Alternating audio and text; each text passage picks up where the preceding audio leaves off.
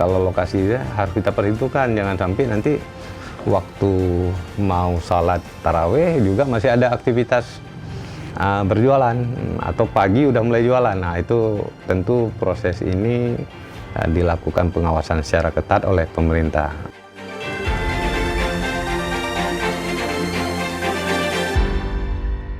Assalamualaikum warahmatullahi wabarakatuh.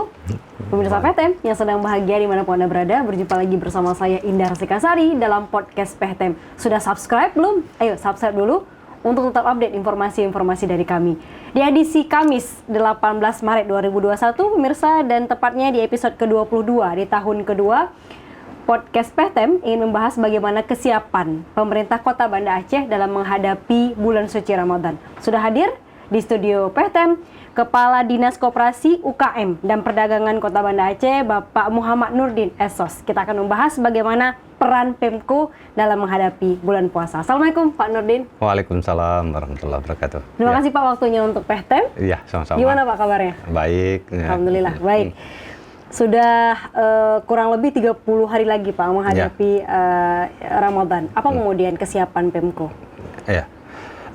Pemerintah Kota Banda Aceh intinya dalam menghadapi megang dan bulan suci Ramadan ini tentu akan melakukan langkah-langkah persiapan. Yang pertama, menjelang Ramadan ini kita pastikan mengecek stabilitas harga bahan pokok. Harga. Ya, itu yang kita lakukan rutin. Alhamdulillah sampai posisi bulan Maret ini posisi harga sembako itu relatif aman, terkendali.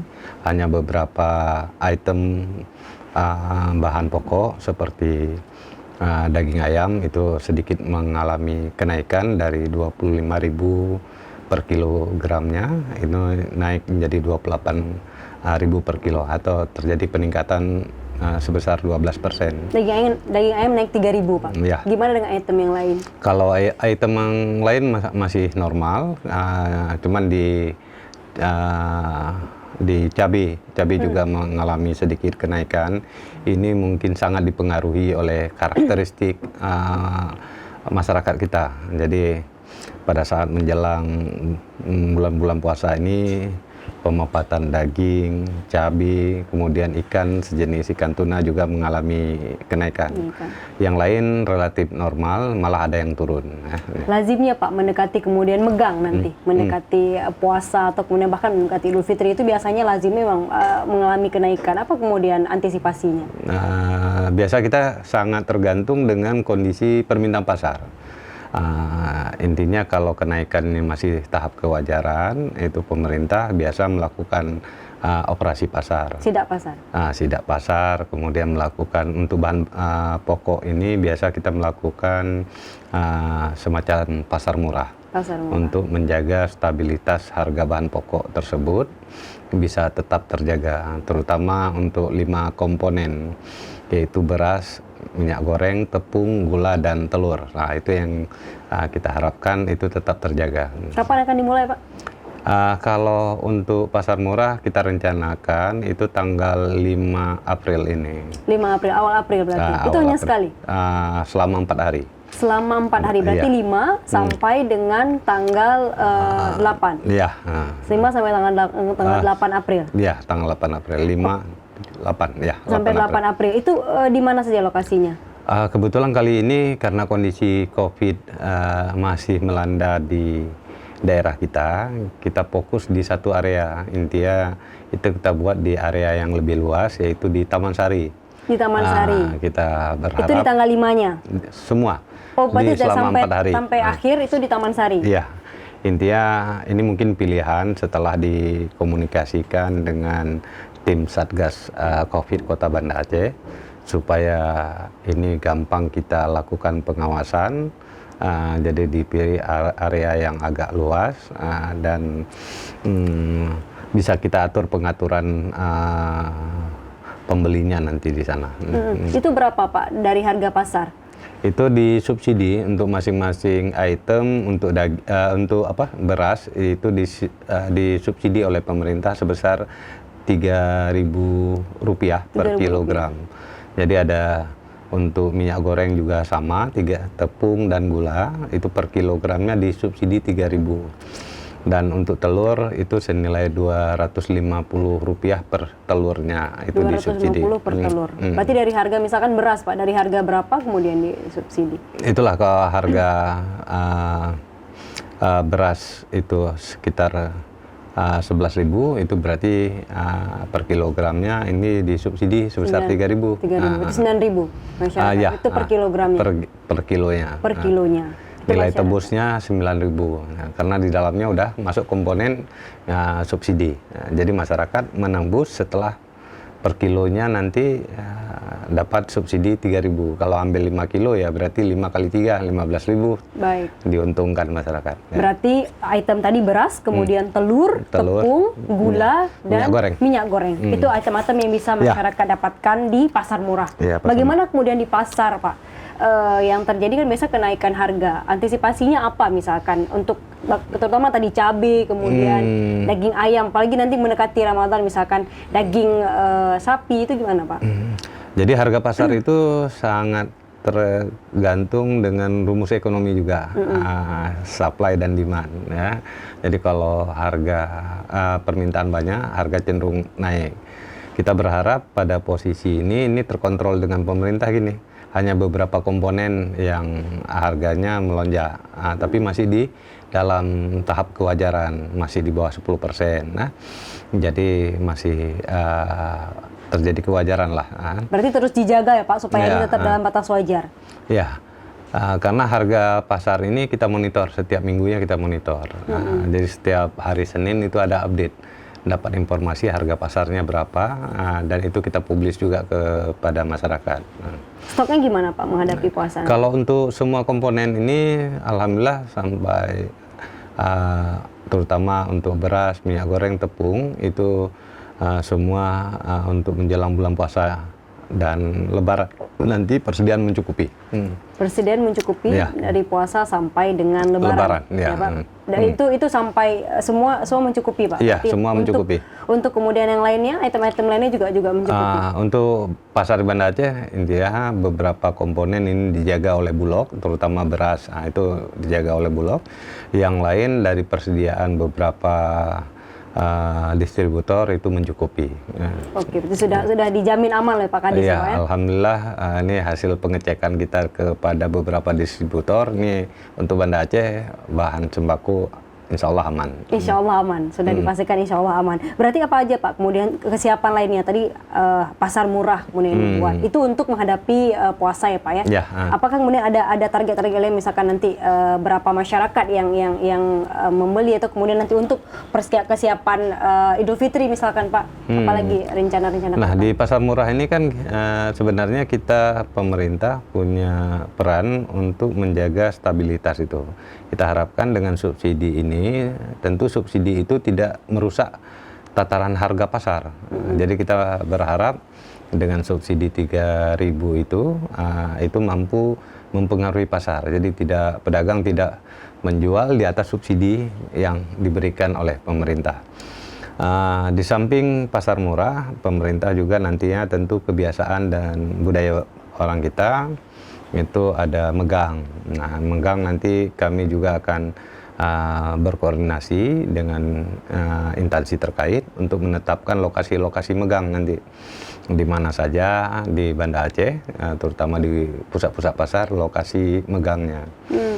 Kemudian setelah itu juga kebiasaan kita di Aceh, di Banda Aceh terutama, itu ada lokasi buka puasa jualan jajanan berbuka puasa. Nah ini penetapan lokasi-lokasinya juga dilakukan oleh pemerintah kota. Jadi di mana area yang bisa berjualan bisa dimanfaatkan oleh pelaku-pelaku usaha mikro untuk melakukan aktivitas usahanya.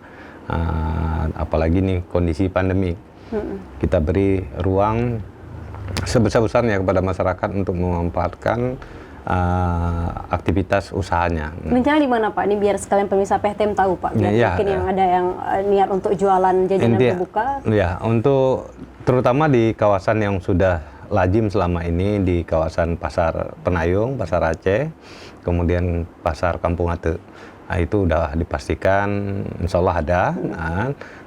Sedangkan di kawasan-kawasan lain itu mungkin nanti baru bisa kita putuskan setelah kita duduk bersama instansi terkait, apakah Pak Camat atau ada nggak masukan-masukan kira-kira area mana yang bisa dimanfaatkan oleh masyarakat untuk aktivitas berusaha di masa ini. Tidak tertutup kemungkinan terutama di kawasan-kawasan yang selama ini cukup ramai dilalui oleh masyarakat kita, seperti di kawasan Ulele. Nah, arah ke kawasan Ulele ini setiap hari ini kan itu sebagai tren baru Mbak ya. Kalau dulunya kawasan yang paling ramai itu Jawa T-nya Arif. Sekarang trennya udah berubah. Udah kawasan Jalan Ulele. Tentu pemerintah harus membuka diri nih. Di kawasan tersebut ada lokasi-lokasi atau space yang bisa kita siapkan untuk itu. Kemudian di kawasan Panguraya, jalan itu cukup ramai juga, termasuk di kawasan Jalan Malikul Saleh. Artinya masyarakat bisa jualan di Ulele nanti Pak, kemudian bisa itu difasilitasi oleh Pemko? Ya, intinya penetapan lokasi-lokasi yang mana diperkenankan, tentu aspek yang kita jaga, jangan mengganggu lalu lintas, hak-hak publik itu tetap kita jaga. Berarti target seluas-luasnya nanti bicara dengan Pak Camat, mudah-mudahan semua kecamatan bisa. Mudah-mudahan semua kecamatan nanti mengusulkan. Tentu nanti kita pertimbangkan kalau lokasi ini tetapkan itu mengganggu lalu lintas tidak atau mengganggu ketertiban umum tidak. Jangan sampai lokasi yang kita tetapkan misalnya ini kan, misalnya di dekat sarana ibadah. Nah, itu kan biasanya kita tetapkan sampai menjelang buka puasa. Kalau lokasi itu harus kita perhitungkan, jangan sampai nanti waktu mau salat taraweh juga masih ada aktivitas berjualan atau pagi udah mulai jualan. Nah, itu tentu proses ini dilakukan pengawasan secara ketat oleh pemerintah. Jadi aktivitas jualan itu tetap dia setelah ba'da asar. Nah, tentu ini perlu penetapan secara tegas oleh pemerintah kota. Mungkin nanti Pak Wali akan menyampaikan ketetapan tersebut. Ya. Baik, ini terkait harga Pak tadi kita bicarakan. Apakah benar harga tadi subsidi 3.000 itu sama dengan sebelum COVID Pak? Atau kemudian ada pertimbangan saat ini di mana masyarakat masa transisi lah Pak, kita kemudian COVID, masa kemarin pandemi, apakah ini kemudian sama harganya? Jadi kita bedakan kalau ini konsepnya menjaga stabilitas harga supaya harga itu tetap terjamin. Jadi itu orientasi dari operasi pasar. Kalau untuk pandemi sendiri, bantuan-bantuan yang disiapkan mungkin formulanya berbeda. Jadi ada bantuan selama COVID ini dari pemerintah melalui dinas sosial juga menyalurkan bantuan. Kemudian kemudahan stimulus-stimulus yang lain itu kami juga melakukan. Ya tahun lalu intinya banyak kemudahan. Dari pusat sampai ke daerah itu pemerintah membantu. Kalau tahun lalu ada bantuan Pak Presiden, Pak Jokowi, 2.400.000 per pelaku usaha mikro. Pak Wali juga menyalurkan bantuan 1 juta per pelaku usaha mikro. Tentu ini nggak boleh kita lakukan overlap. Jadi yang sudah terima bantuan Presiden tidak dapat bantuan wali kota lagi. Nah, untuk tahun ini juga pemerintah sudah mulai menyalurkan hasil Fitcon kita kemarin dengan kementerian. Dalam waktu dekat, pemerintah melalui Kementerian Koperasi telah menyampaikan akan menyalurkan bantuan Presiden sebesar 1.200.000. Itu untuk? Untuk semua pelaku UMKM yang memenuhi syarat. 1.200.000. Ya, itu akan disalurkan kapan? Ya, ini dalam tahap sosialisasi. Ya, jadi insya Allah dalam awal tahun ini akan bergulir proses pengusulan dan penyalurannya. Kalau dari dinas Bapak Pak, untuk persiapan puasa ini apakah kemudian ada bantuan yang masyarakat bisa akses khususnya pelaku UMKM Pak? Kalau untuk saat ini beberapa program di dinas juga ada bantuan peralatan, tapi masih konsepnya masih kondisi normal, yaitu untuk kelompok. Biasanya kan ada tuh Pak, dinas Bapak buat kalau bulan puasa gitu masyarakat pelaku UMKM khususnya bisa berjualan. Itu apakah ada tahun ini? Itulah kita rencanakan ada. Jadi ada lokasi-lokasi yang kita fasilitasi supaya pelaku-pelaku UMKM itu ada tempat untuk berjualan. Ya, biasanya kita gratiskan. Jadi kita siapkan seperti tahun lalu. Kita siapkan di jalan dekat di lokasi Jalan Tengkuci. Dekat DPRK? Iya, dekat DPRK. Dekat DPRK. Ya. Intinya ini pemerintah sudah memberi fasilitasnya. Tinggal ini perlu pelaku UMKM memanfaatkan. Tahun ini di mana rencananya Pak? Ini belum kita putuskan. Tapi akan dilaksanakan? Insya Allah akan dilaksanakan. Di tempat yang sama? Belum kita putuskan. Karena ini perlu dibahas dengan instansi terkait, terutama ini untuk menjaga jangan sampai mengganggu aktivitas lalu lintas, dan kita lihat juga tingkat kebutuhan pelaku UMKM ini sendiri. Dan kebutuhan pasar pastinya Pak, ada tidak yang beli di situ ya Pak? Iya, ada yang beli nggak kan? Kalau dulu kita buat, ya kebetulan menurut kita itu kawasan yang paling strategis, tapi nyatanya begitu kita buka, sepi. Sepi ya, apalagi pada kondisi puasa yang lalu sering diguyur hujan. Nah, itu membuat pelaku usaha pun menjadi jenuh karena untuk berusaha mereka akan berharap hari ini laku. Nyatanya hujan, pembeli sepi nggak laku. Besok 2 hari aja kejadian seperti itu, hari ketiganya ya modal terpakai, ya akhirnya nggak memanfaatkan lain. Artinya dipertimbangkan ya Pak dari dinas ya untuk paling tidak lokasinya atau kemudian hal-hal lain dipertimbangkan. Ya. Jadi yang paling utama kita pertimbangkan itu akses yang memang dilalui oleh masyarakat, terutama akses yang jangan yang sepi lah. Kemudian ada memang potensi pelaku usaha yang ingin memanfaatkan, kita siapkan bagus kok, orang nggak berminat juga rugi kita siapkan. Tapi banyak yang minat pastinya Pak. Ya, insya Allah. Intinya gini, kalau memang sudah ada penetapan lokasi, nanti akan kita publis. Baik melalui media sosial atau media online, nanti kita publis. Intinya di situ kan kita baru tahu pelaku usaha berminat enggak di situ. Nanti ke PHTM lagi Pak, kita bahas lagi. Nanti mungkin banyak pemirsa nanti akan tunggu-tunggu ini. Ini akses juga nih buat masyarakat bisa mengaksesnya. Kita pernah bahas Pak di PHTM kemudian mengenai pasar Al-Mahirah Pak khususnya. Ini saya di depan Pak Kadis langsung nih Pak. Pak Kadis Koperasi UKM Perdagangan Kota Banda Aceh. Apakah kemudian ada rencana Pak untuk merelokasi kembali ataupun ini gimana? Apa kabar Pak pasar Al-Mahirah Pak?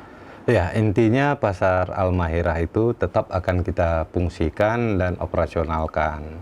Kami saat ini sedang melakukan sosialisasi bahwa proses relokasi itu akan dilaksanakan minggu kedua setelah Lebaran Idul Fitri. Tepatnya pada tanggal 24 Mei 2021 ini akan kita relokasi. Proses untuk relokasi sendiri untuk sebagian besar pedagang sudah kita komunikasikan, terutama untuk pedagang ikan, daging, sayur, dan unggas. Bagaimana responnya Pak? Itu malah request mereka. Request dari pedagang sendiri? Jadi mereka waktu kembali kemari, ketemu dengan Pak Wali, intinya meminta persetujuan Pak Wali untuk sementara waktu mereka bisa berjualan kembali itu. Intinya kita melakukan evaluasi, kita perlu menyiapkan sarana pasar yang lebih baik di Al-Mahirah, sehingga Pak Wali dengan berbagai pertimbangan hari itu memberi kemudahan kepada pelaku. Ini kita akomodir. Tapi kita persiapkan dulu, kalau sudah waktunya tepat, baru kita pindahkan.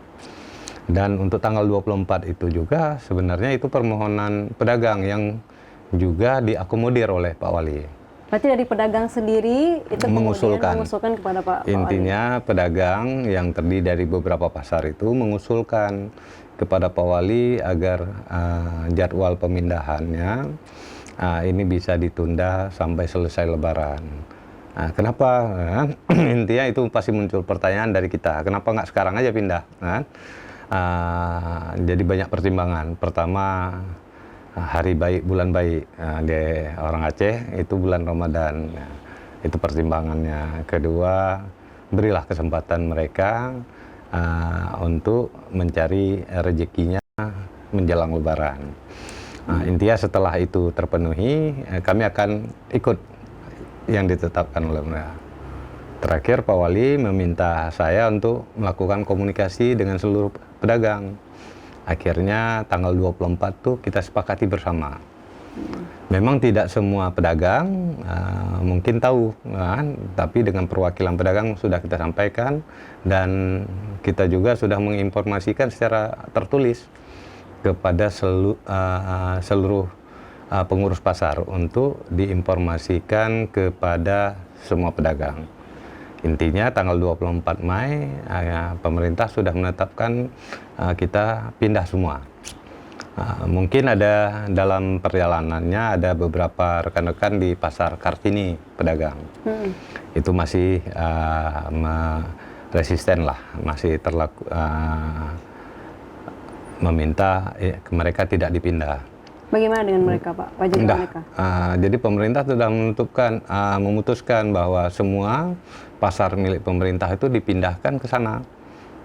Jadi termasuk pasar Kartini.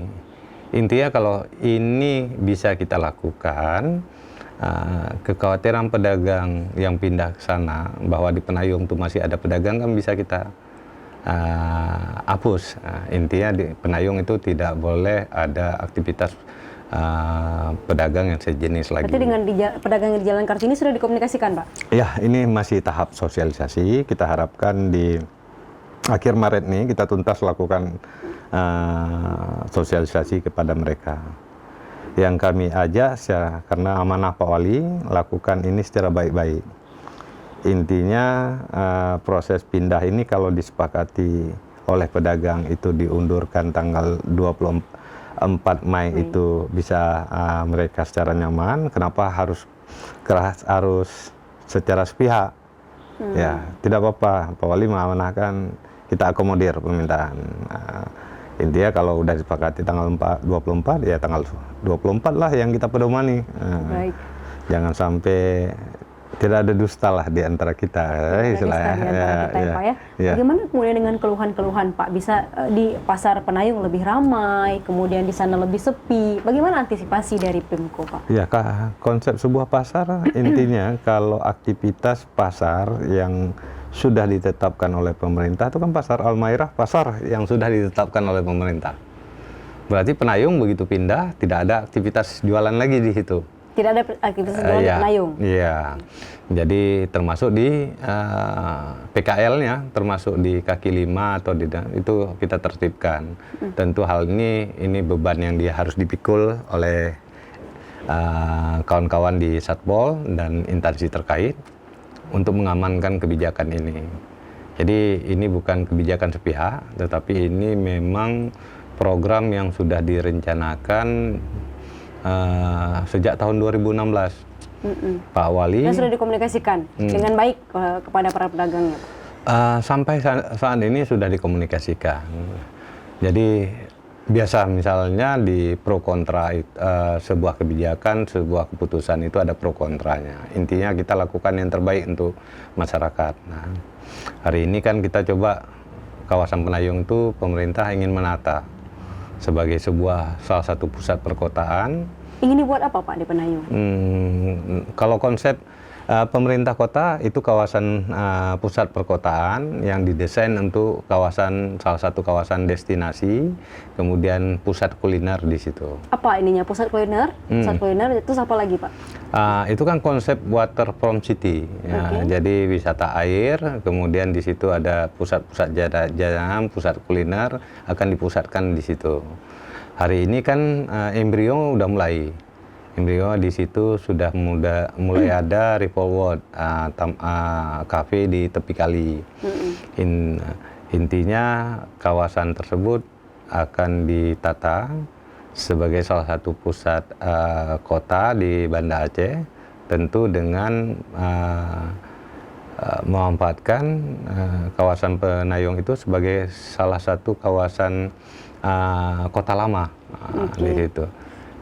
Jadi kalau dulu ada namanya kawasan Kampung Cina atau istilahnya Chinatown, intinya sejarah lama tetap kita jaga bentuk-bentuk bangunannya.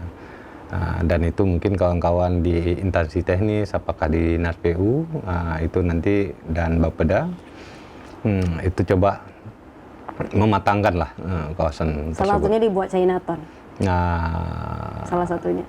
Kalau kita bukan Chinatown, kalau kalimat Chinatown itu seolah-olah seperti apa? Masyarakat kita yang religius ini kalau mendengar istilah Chinatown itu seperti terusi, kan? Mungkin nanti ada istilah yang lebih tepat, tapi intinya di kawasan Penayung itu harus kita akui. Kalau sejarah menunjukkan bahwa aktivitas perdagangan memang banyak dilakukan oleh dari etnis Tionghoa gitu. Jadi tetap dijaga bangunannya Pak ya, termasuk juga tadi ada pusat kuliner di sana.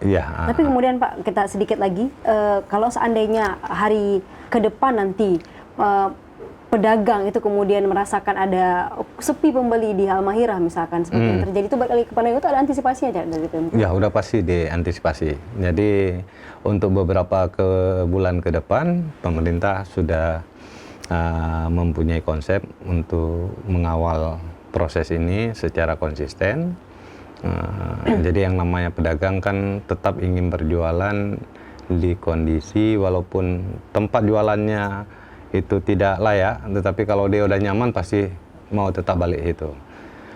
Jadi kita antisipasi itu, udah otomatis ini bukan kami aja yang bekerja, semua instansi terkait nanti akan bahu-membahu supaya konsep untuk rencana pemindahan ini bisa terlaksana sesuai rencana.